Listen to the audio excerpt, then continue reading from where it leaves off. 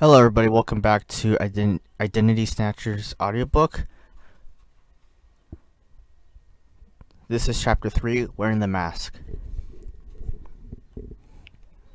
Wearing the Mask. After breaking a person's will, emotions, and psychological framework, the UBF shepherds and directors begin sculpting a new identity in the student. They imagine they are feeding Jesus sheep, but ignore what is really taking place. What kind of person do they create? If I could describe the kind of person UBF trains a person to be, I will use these three words: shepherd, cheerleader, and puppet. Shepherd. The first trait is what I call the shepherd X identity. Being a shepherd is not really about caring for students. That is just an elaborate facade. The value of a shepherd to the UBF leaders lies in how well they defend the organization and obey the leadership authority.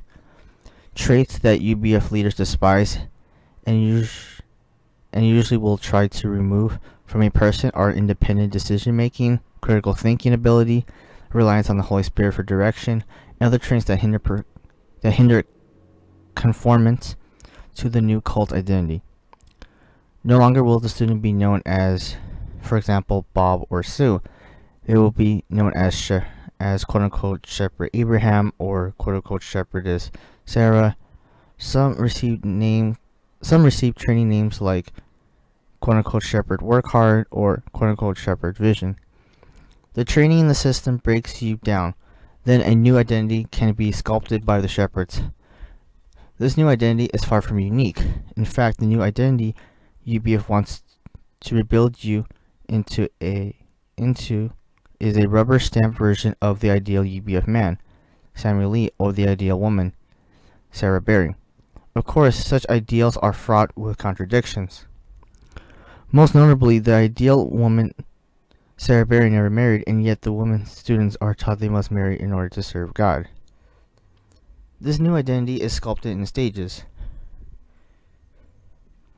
which are repeated ad nauseum through the student's life like some sort of hellish hamster wheel. In spite of the many promises by the shepherds, the student never really accomplishes anything they want. Instead, the students become clones in the system. And like the plot of the 1973 movie Soylent Green, the UBF system only works if new students who don't know the dark history are fed into the system. Cheerleader.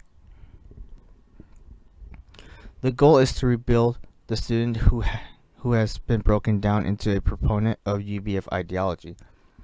Missionaries often speak of getting quote-unquote recharged by going back to Korea or to one of the headquarters chapters. This recharging is just a renewal of the commitment to speak positively about UBF and to continue to propagate the system.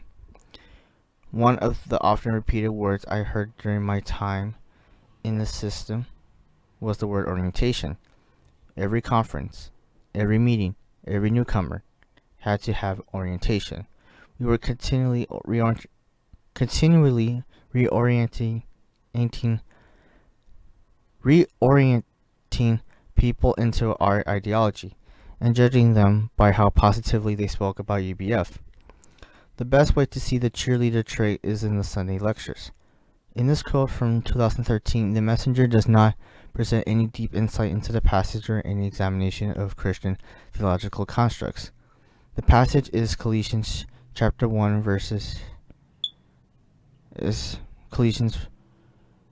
chapter 1 verse 24 through chapter 2 verse 5.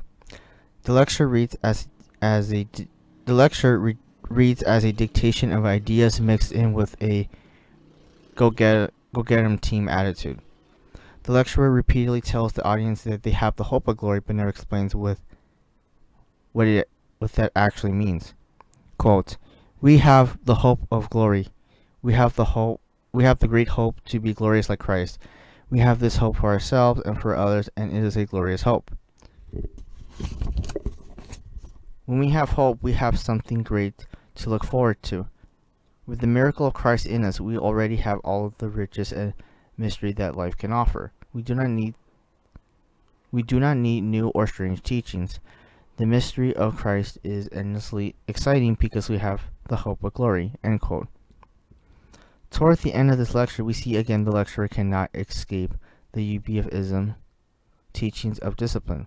Quote, "You are all marvelously disciplined people, or you would be home sleeping or watching TV. But no matter how old we are, we can continue to grow in disciplining new areas of our lives, bringing them under Christ's control. That in itself is mysterious and exciting." End quote.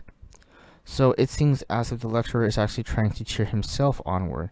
I see this as a desperate desire for affirmation of UBFism and all the sacrifice to propagate UBFism affirmation that never comes.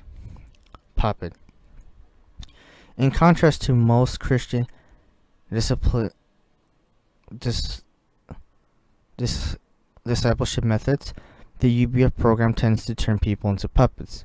A chapter director or shepherd just needs to pull the right strings and the new recruit dances in obedient perfection. The new identity UBF leaders want to create is one of the unquestioning obedience. This is done in a clever, subtle way. They make you think you made your own decision, but in reality you choose what your leader wants. One way this is done is by subtracting all options except the one the shepherd wants. Another way is by guilt tripping with the words like, quote, "If you love Jesus, you'll make this decision," end quote. The shepherds are fond of quick decisions, giving the recruit little time to process the choices. So one of the best countermeasures the student has is to take time and wait on a decision. This could backfire though, because another tactic by UBF shepherds is to use the outlast strategy.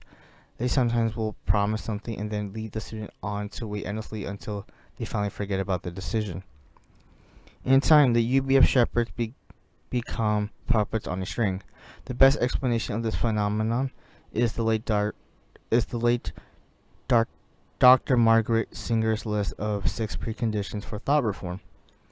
UBFism replaces independent thought with mindless obedience. The list from Singer's 1996 book Cults in Our Midst helped me to understand how someone like myself could commit over 2 decades to UBF ministry.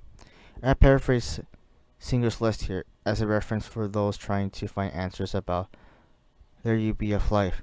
From reading the hundreds of former member testimonies, one can see examples of all 6 of Singer's conditions. How do you reform the thoughts of new recruits into unquestioning obedience? Condition 1. Constantly reorient them. Keep the person unaware of what is going on and how attempts to psychologically condition him or her are directed in a step-by-step manner. Potential new members are led step-by-step through a behavioral change program without being aware of the final agenda or full content of the group.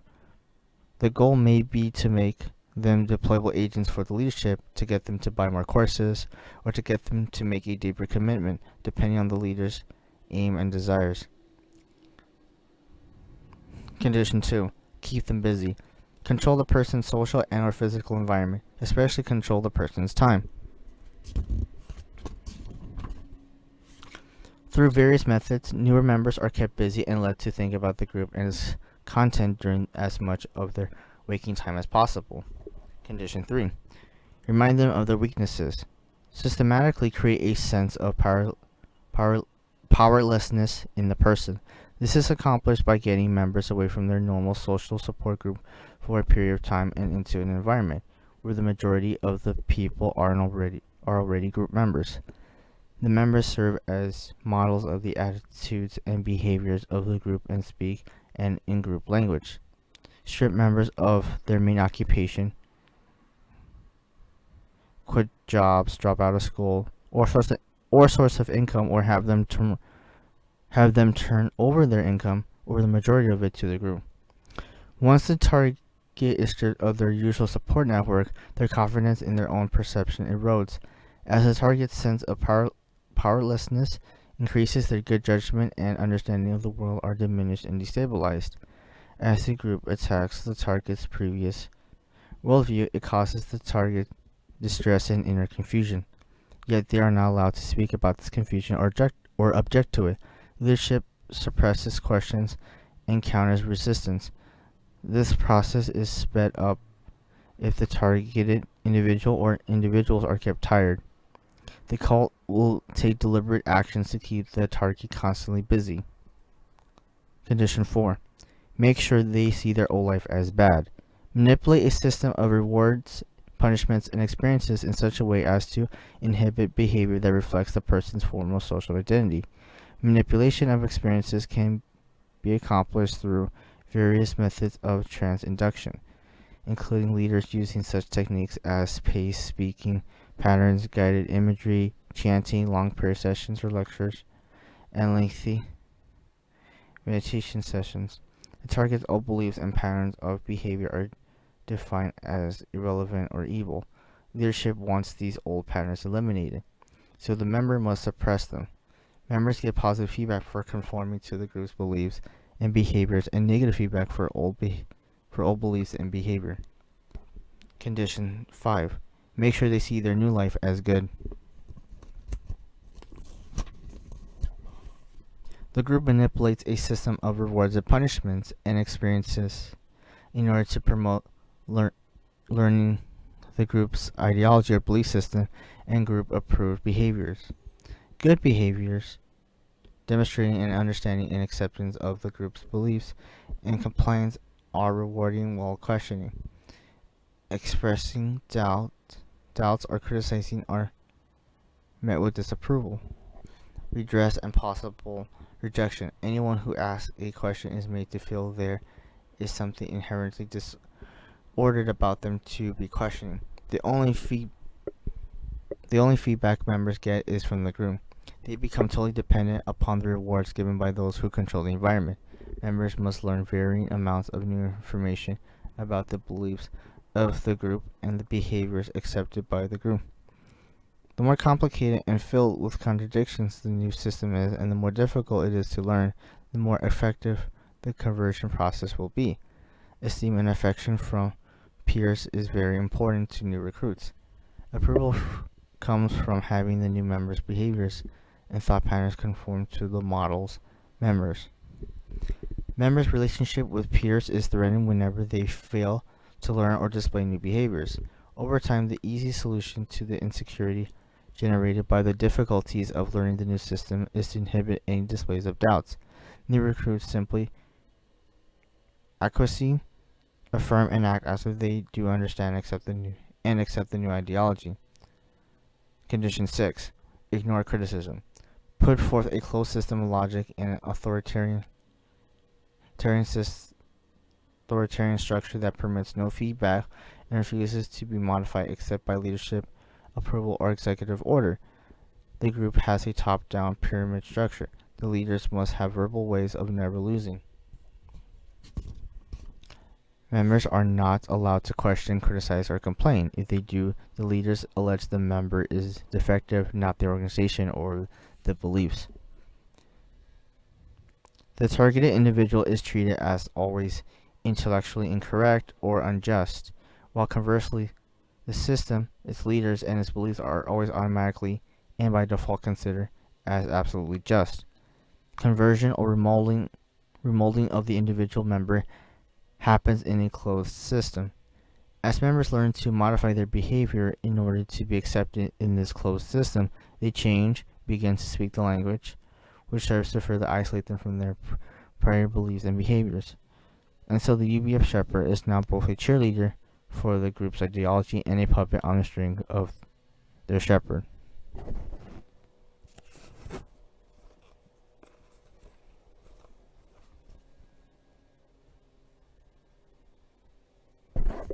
And this concludes Chapter 3, Wearing the Mask of Identity Snatchers.